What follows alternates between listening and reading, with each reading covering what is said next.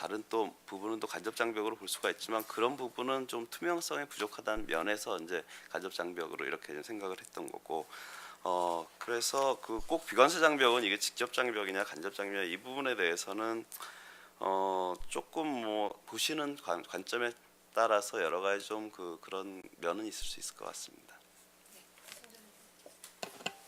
네, 나머지 모든 문제는 여기 손율 교수님께서 답하실 걸로 생각하고요. 저도 그 국내 보안 대책에 대한 말씀 한두 가지 드리겠습니다. 저 기본적으로 송 박사님의 답변에 공감하고요. 그러니까 그 결국 이 정치 과정에 들어서면 보이스에 반응할 수밖에 없다라고 하는 거고요. 그럼 그래서 다른 나라는 예를 들어 미국 같은 나라는 그럼 왜 그런 것들이 안 일어나는 것처럼 보이냐라고 하는 문제를 생각해 볼 수 있겠는데요. 뭐 큰 틀에서 얘기하자면 그런 거죠. 그러니까 이 대전제가 정치화를 방지하는 대전제는 과연 트리클 다운이 일어나느냐 아니냐라고 하는 거와 관계가 있는 것 같고요. 우리나라에서는 현재까지는 이런 추가적인 개방으로 인한 트리클 다운에 대한 어떤 경험적인 증거는 확실하지 않은 것 같다라고 하는 게 또 한쪽의 의견인 것 같습니다. 그러니까 그것이 전제되지 않는 경우에 이런 추가적인 개방에 대한 어떤 보상의 메커니즘이 굉장히 그 정치적으로 혼란스러운 과정을 거칠 수밖에 없는 거고요. 또 뭐 예를 들어 미국 같은 나라에는 그럼 이런 것들이 뭐 세련된 정치화의 과정을 거치고 있는 것처럼 보이기도 하지만 그건 결국은 인사이드 트랙을 활용하는 거죠. 달리 얘기하면 로비인 거고요. 그것이 과연 우리가 지향해야 될 길인가라고 하는 것은 보다 좀 다른 차원의 논의가 좀 필요한 것 같습니다. 이거의 포인트는 이런 것 같습니다. 뭐냐면은 이게 FTA나 무역 자유화라고 하는 것들이 뭐 사회적으로 여러 가지 그 좋은 이점들을 가져다 주는데요.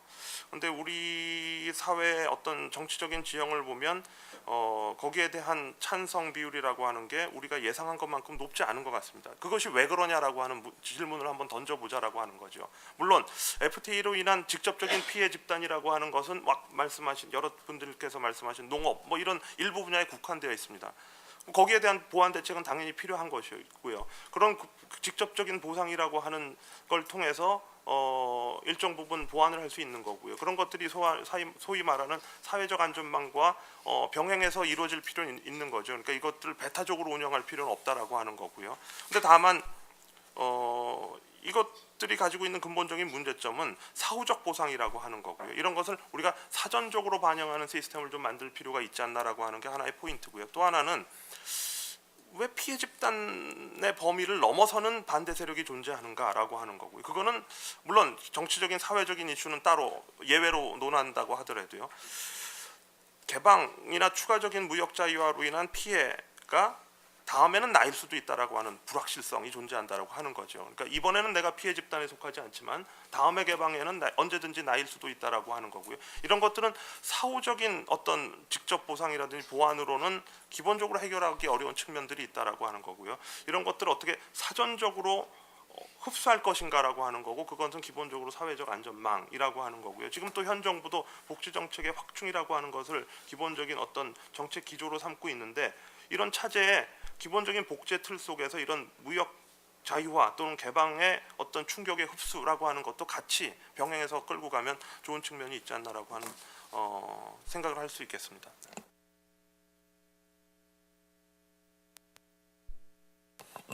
네, 뭐 나머지를 다 저한테 넘기신다고 그랬는데요. 사실 별로 넘어오는 게 없는 것 같아요. 가만히 생각해 보니까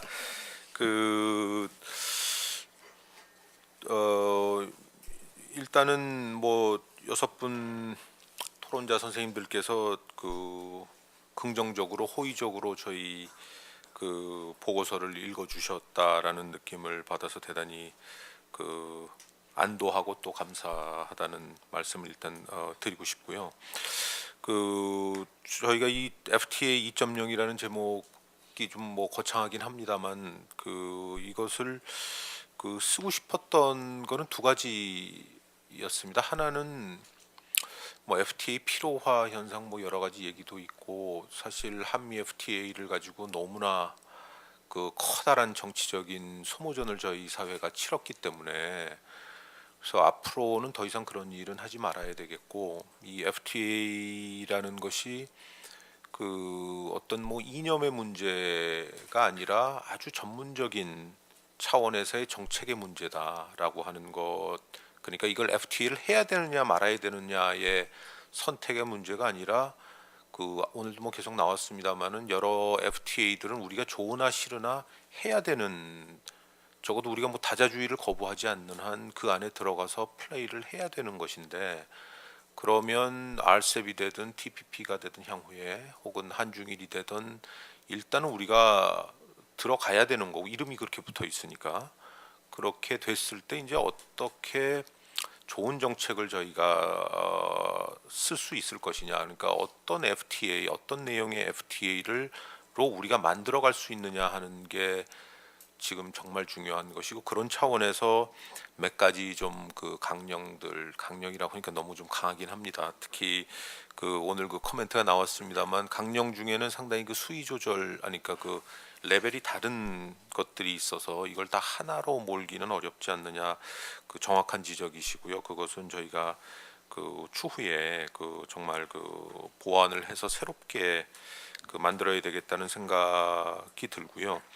그런 차원에서는 그 굉장히 그 감사하다는 말씀을 드리고, 마지막으로는 우리가 뭐 자본주의 뭐 1.0, 2.0에서 뭐 4.0까지 가고, 뭐 정치, 한국 정치 1.0, 2.0 하지만 그 2.0이라는 게 무슨 뭐 1.0에서 퀀텀 리프를 해서 새로운 세상, 새로운 정책을 얘기를 하는 게 아니고, 상당 부분은 연속선상에 있는 것이기 때문에, 그런 차원에서 굳이 그렇게 얘기하면 한 1.5 정도 되는, 그러니까 복합인데, 그 1.5로 쓰면은 더 헷갈리실 테니까 그 2.0으로 해서 새롭게 등장하는 그 어젠다들을 조금 더 능동적으로 우리가 다룰 수 있는 그런 그 정책 패러다임이다라고 해서 그렇게 이름을 붙였습니다. 그래서 그 뭐 너그러이 봐주셨으면은 감사하겠고요. 뭐 그 제 코멘트는 여기서 마치겠습니다. 감사합니다.